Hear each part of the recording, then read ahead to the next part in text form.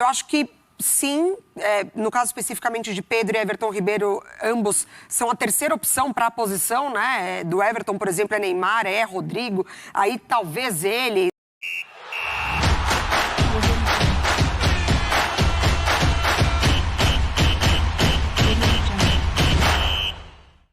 Fala pessoal, bem-vindos ao canal Futebol Expressivo, quem fala aqui é o Vitor. E antes de a gente entrar no assunto que a gente tem para entrar nesse vídeo, que é o tema, eu vou fazer aqui um breve desabafo. Como vocês sabem, o meu canal ele é de react. Eu reajo a trechos que eu separo de programas esportivos falando sobre o assunto que eu vou tratar no vídeo. Só que quando a gente trabalha assim, a gente trabalha à mercê do que eles falam e do que eles colocam lá. A gente interage, a gente traz a nossa interação para o vídeo, a nossa opinião. Mas isso não muda o fato de que o conteúdo é deles. Então, se eles chegarem para o YouTube e pedir para remover o conteúdo, eles vão remover. Por isso que eu estou mudando um pouco a minha forma de trazer os meus conteúdos. Caso eu venha reagir a algum trecho, alguma coisa, vai ser muito mais a minha interação do que o próprio programa esportivo falando por si só. Vai ser um trecho bem curto e vai ser mais a minha opinião e aquilo que eu tenho para trazer para vocês de informação, das minhas ideias. E se vocês gostarem desse conteúdo, vocês vão ficar. Se não gostarem, vocês também podem debater, tem uns comentários aqui embaixo.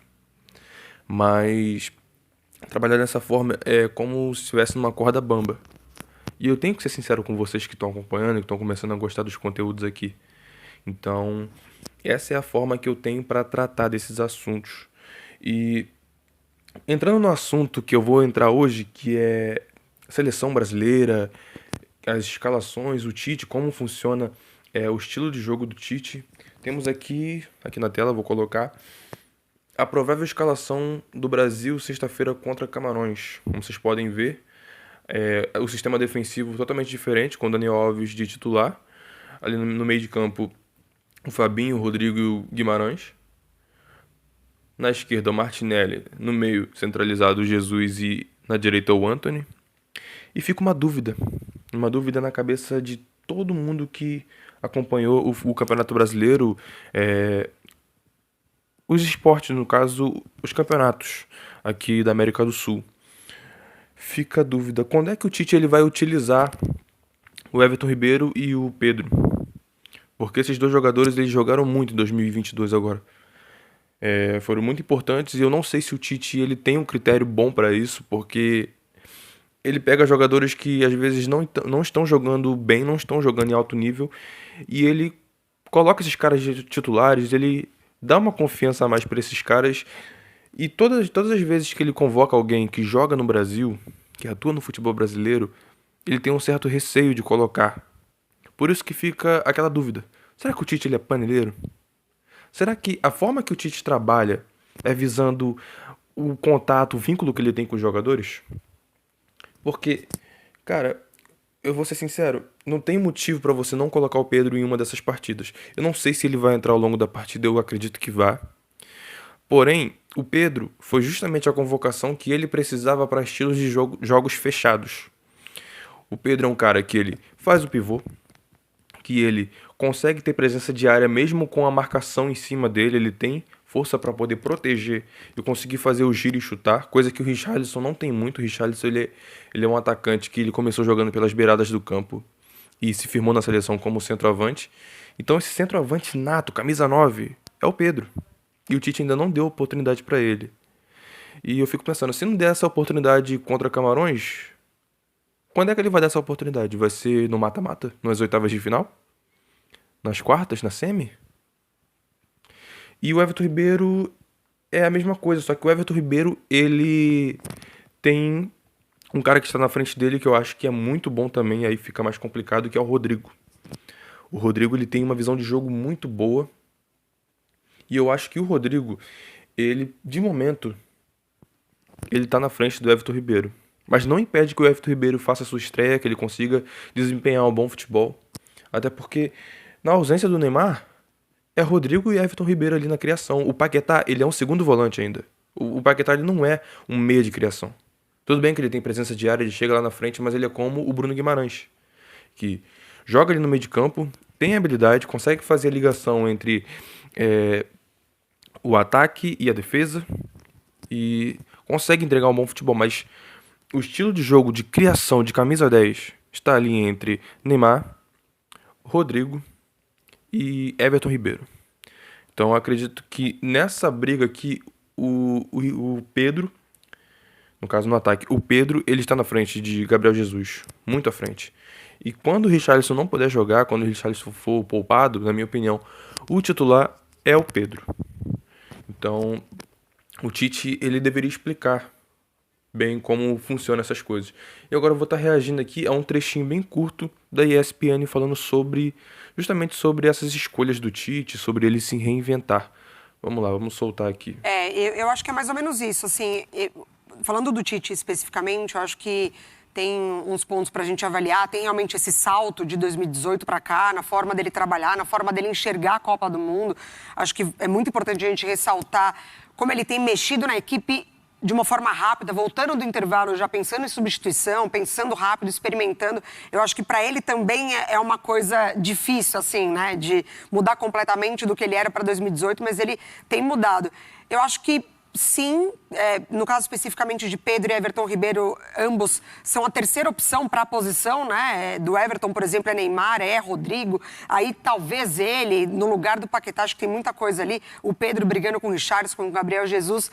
Mas eu acho que em algum determinado momento, por ser tiro curto, o Tite ele pode passar um pouquinho desse ranking que ele tem, sabe assim? Pela necessidade, Exatamente. Né? Então, acho que talvez ele possa abrir mão dessa sequência que ele tem de peças e um passar na frente do outro. Porque esse é o ponto que a gente começou a discutir ontem, né, Mari? Vamos continuar. E aí vamos chamar o Pedrozinho e a Gláucia também, porque a gente falava o seguinte, né? O Tite, ele disse que aprendeu que você não pode cair abraçado com um time e se de repente algum jogador não estiver no mesmo nível dos outros, e se alguém reserva, e se um reserva estiver pedindo passagem, ele tem que fazer essa alteração. Sim. Por mais que exista hierarquia, por mais que exista um ambiente de grupo, ele não tem tempo para escolher, porque se ele não faz a mudança, pode ser fatal, como foi em 2018. A questão já é o momento de outro jogador virar titular? Por exemplo, Rodrigo, por exemplo, alguém na direita no lugar do Rafinha. O Paquetá e o Rafinha, eles estão abaixo dos outros?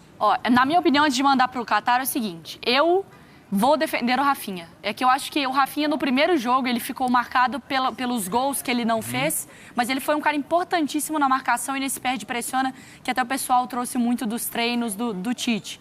E ainda, acho que no segundo jogo, né, no último jogo que teve, aquela bola que ele dá para o Vinícius Júnior, que ele inverte, assim, ele criou jogadas, ele dá uma velocidade, ele dá um drible e ele dá esse 1 contra 1 que eu não sei se outros jogadores também conseguem com a qualidade dele. Então, eu defendo a permanência do Rafinha. Acho que o dele é muito mais ansiedade para fazer um gol. E aí todo mundo fala, não, realmente ele é bom e tal. Pesou mais no primeiro jogo, no segundo estava mais... Eu acho que é uma briga bem eu não sou a favor de tirar o Rafinha. E vocês, no Qatar? Eu também não tiraria o Rafinha, até porque o Rafinha, ele é um cara muito raçudo, dá pra ver isso nele. Ele também pensa muito o jogo, só que às vezes ele entra muito nervoso. Mas ele acha uns cruzamentos bons e eu acho que o Rafinha ainda é titular nesse time, por mais que o Antony esteja pedindo passagem. Na esquerda ali, o Vinícius Júnior, ele é muito bom também, só que o Vinícius Júnior, no Real Madrid, ele ganhou uma função muito mais de servir do que ser o protagonista, entregando esse papel pro Benzema, dando passes interessantes, deixando ele de frente pro gol, criando jogadas pro Benzema jogar.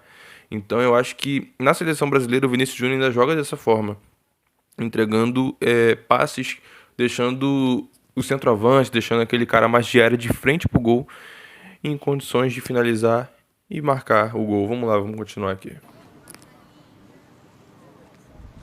Vamos lá, gente. Ainda em cima do que o Bruno estava dizendo aí, Mari, sobre essas hierarquias, eu entendo que o Tite trabalha muito com isso, mas ele entende hoje as possibilidades que ele tem. Ele chegou já a falar que tem esquemas já muito bem desenhados e o que ele pode trabalhar dentro desses esquemas. Acho que foi até o Kleber Xavier que falou, a gente tem 1, 2, até 3 modelos em que a gente vem trabalhando, né? Então, que eles entendem que podem mexer aí. Em relação a esses jogadores que vocês falaram, eu não tenho visto também o Rafinha tão tão abaixo como o pessoal tem dito, não. Eu acho que cada jogo teve a sua história, em alguns momentos em que ele foi menos acionado também pelo que o jogo apresentava. O Paquetá, nesse segundo jogo contra a Suíça, um pouco mais abaixo de fato, mas a gente lembra que ele teve durante a semana um mal-estar, chegou a ficar fora de um treino aqui.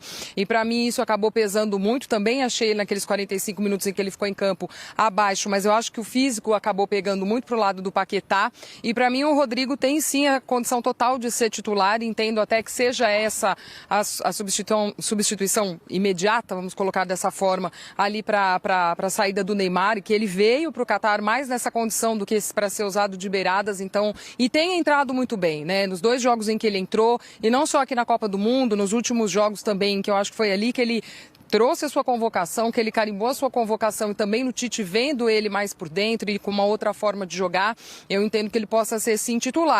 Então, pessoal, esse foi o trechinho que eu reservei aqui da ESPN.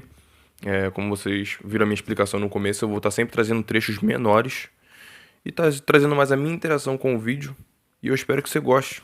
Se você gostar, se inscreva no canal, ative o sininho. Isso me ajuda muito. Quando você deixa o like, você mostra para o YouTube que você está gostando do conteúdo. E assim o YouTube ele pega esse conteúdo e manda para mais pessoas. Ele recomenda, ele deixa visível para mais pessoas. E assim você me ajuda muito. Tem muita gente que não entende como funciona esse lance de deixar o like. Mas é dessa forma que ele funciona. Então, peço a vocês que me ajudem bastante. Pessoal, tamo junto. Coloca aqui embaixo o que você achou dessa decisão do Tite. Se essa escalação for de fato a do jogo de Camarões. E o que você acha dele não ter utilizado até agora o Pedro e o Everton Ribeiro. Para mim, ele vai utilizar sim, mas dificilmente eles vão começar como titular. Só se acontecer alguma coisa onde 2 ou mais jogadores da mesma posição não estejam aptos para poder jogar. E pessoal, é isso. Valeu.